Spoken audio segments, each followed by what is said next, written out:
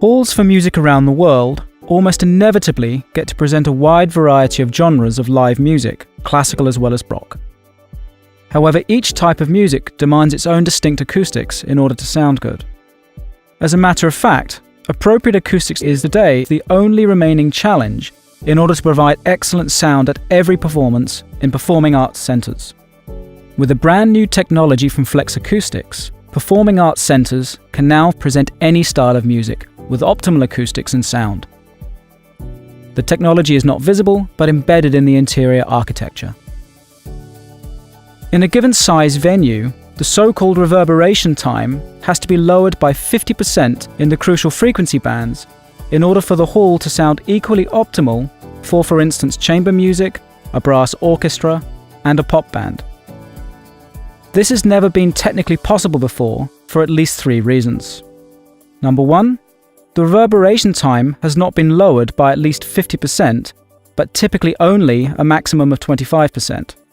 Number 2, the reverberation has been modified in the incorrect frequency bands, typically much more at high frequencies and less at lower frequencies.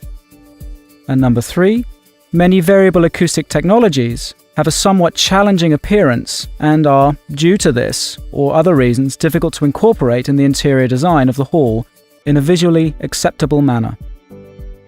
Flex Acoustics' new technology makes up for all of these shortcomings. Now, any hall can become truly multifunctional, and this is easily proven via certified measurements. The technology consists of numerous modules mounted on ceiling and wall areas in a large enough quantity to reach the acoustic variability desired.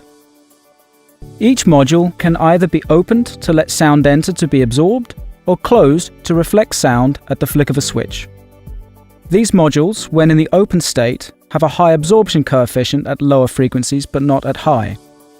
This has been proven to be essential for an ideal sound at, for example, pop and rock concerts. For a long reverberation time at classical music concerts, the modules, or a portion of them, remain closed and thereby sound reflective.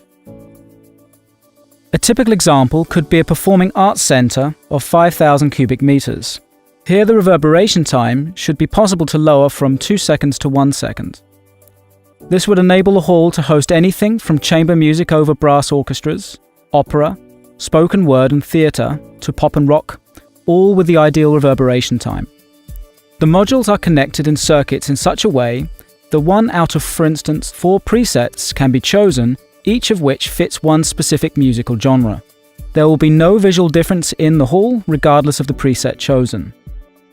The ceiling modules are suspended beneath ventilation ductwork, etc., while nozzles are present in the hall via service hatches in between the modules. The modules can be embedded in the interior architecture, since any finish can be mounted flush onto the modules as long as this finish is appropriately perforated in front of the opening parts of the module and complies, obviously, with building regulations. Typical finishes can be wood veneer panels or coloured panels. The steel modules themselves are black or can be painted any other desired colour and left without a finishing panel. An acoustic consultant can modify the absorption curve by assigning, for example, narrower slits in the finishing panels. Modules can be angled so as to render a better sound-diffused room.